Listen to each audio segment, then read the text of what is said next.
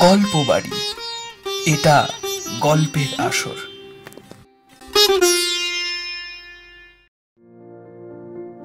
গল্প বাড়ি বাংলা সাহিত্যের সেই সমস্ত মণিমাণিক্যের সন্ধানে ব্রতী, যেগুলির রস আস্বাদনের তাগিদে বাঙালি আবারও পরজন্মে বাঙালি হয়েই জন্মাতে চায়।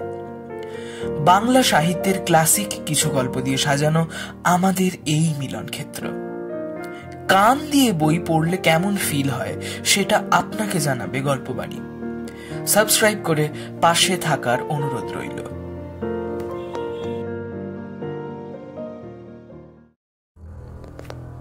গল্প বাড়ির প্রথম নিবেদন শরদিন্দু বন্দ্যোপাধ্যায় রচিত একটি ছোট গল্প, দেহান্তর।